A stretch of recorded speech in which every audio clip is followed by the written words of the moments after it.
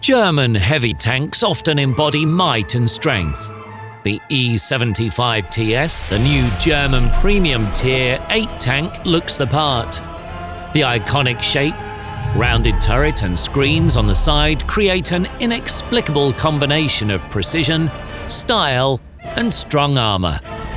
This brawler looks like the ideal German heavy, beautiful, formidable, and with an exhaust pipe on the rear. Maximum velour, maximum protection.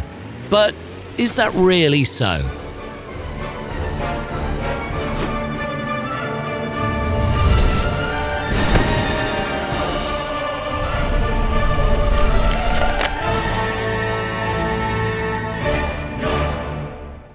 The E75TS is an imposing vehicle. It's big, it's grey, and 3 E25s can easily fit inside it. With such specs, it must have as much armour as a mouse. Let's take it for a test drive. We'll start out by checking the hull sides. At first glance, it can withstand any hit.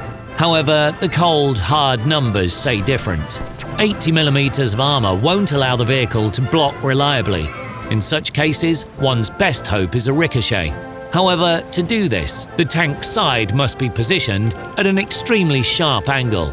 The 5mm side screen doesn't provide much help, but it can still protect the tank from stray heat shells.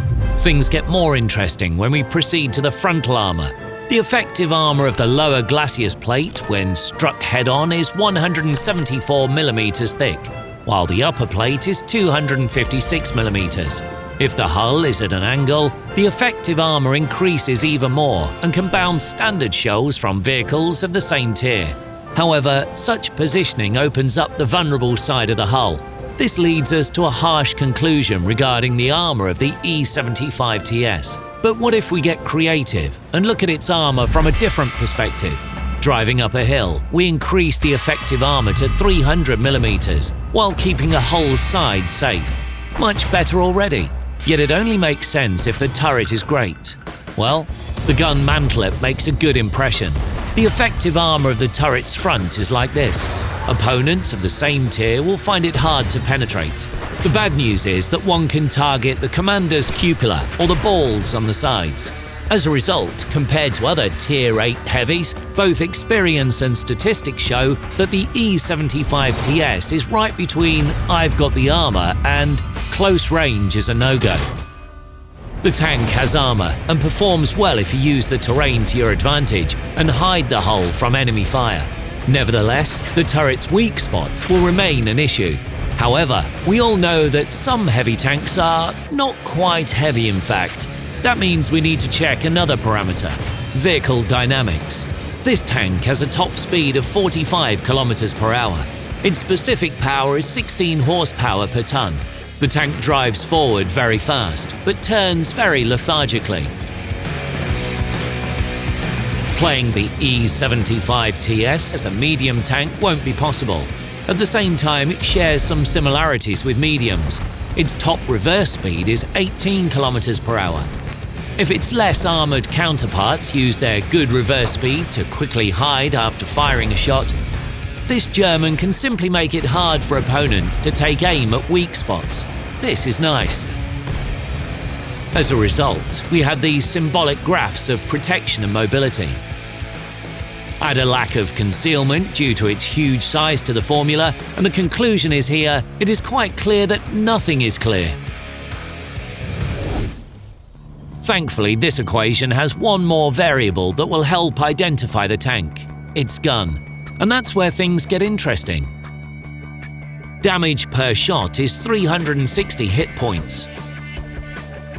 Reloading takes about 11 seconds, but with a bit of tuning, it drops to 9 seconds, resulting in a respectable damage per minute.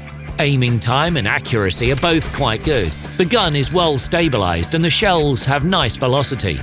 Even penetration is good. No, that's not right. The penetration of the standard shell is good.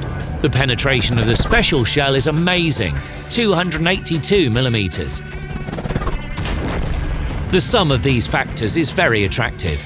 None of the gun's parameters are disappointing. It may be strange, but it's a fact. Wherever one looks, the tank's gun is either good or pretty darn good.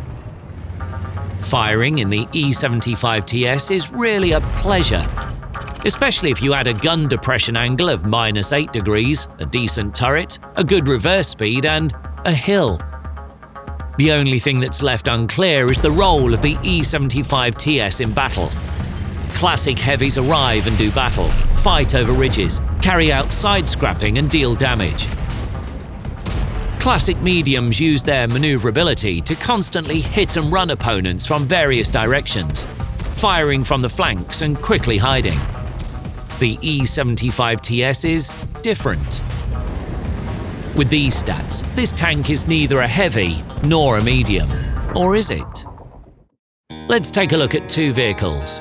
They both represent the E-series, the E75 and the E50.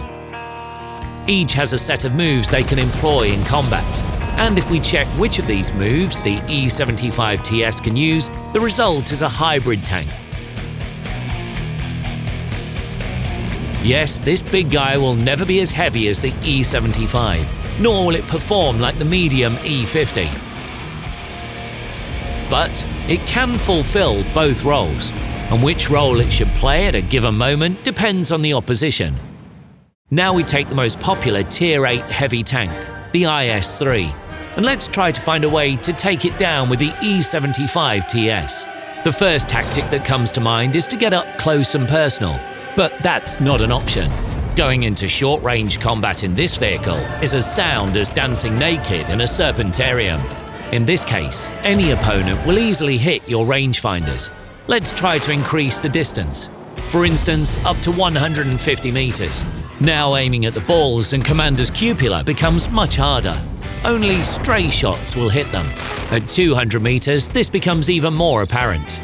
Now the turret of the E75TS doesn't yield. The correlation is clear. The greater the distance, the harder it is for opponents to hit the vulnerable areas of this German. At a distance of 250 meters, even the most accurate Tier IX tanks can't penetrate the armor consistently. Meanwhile, the E75TS still can return fire quite effectively. Its gun delivers accurate shots at the weak spots of many opponents who will make mistakes and expose their pike nose or sprocket. Hence, the conclusion is plain to see. A combination of the right distance and a good position will help you emerge victorious from many firefights. And if something veers off course, the tank has enough speed to reposition itself. Always keep this in mind. However, playing this vehicle is not as monotonous as it may seem. At the start of the battle, the German can use its speed to reach its position first and fire at opponents who are still getting into position. Then there are a number of options. Which vehicles do we face in this area? Are they heavily armoured Tier 9s and 10s? The E75TS can provide fire support. Let those with better armour lead the charge, while you maintain your position, track the time and shoot when possible. The gun is good enough to hit and penetrate. The armour can block some shots, and the tank is dynamic enough to do everything quite quickly. If things get hairy, the E75TS can simply drive and flank the big guys. It has enough speed to do that. If your tank is needed on another flank to push forward, you can get there and turn the tide of battle. Why lose hit points fighting heavies if one can deal damage with medium tanks? And if the E75TS climbs to the top of the team roster, it can play as a genuine, robust assault vehicle. The way to play the E75TS depends on the situation. Sometimes it can act aggressively, while at other times it should restrain its impulse to attack. The player's goal is to understand which of the options is preferable at a given moment. Try to combine playing at medium and short distances. Try to survive using the tank's armor and pool of hit points. Try to affect the course of the battle late in the game using its dynamics and gun. Try to think all the time. And before the battle starts, try to look inside the barrel. Because why not? Good luck on the battlefield.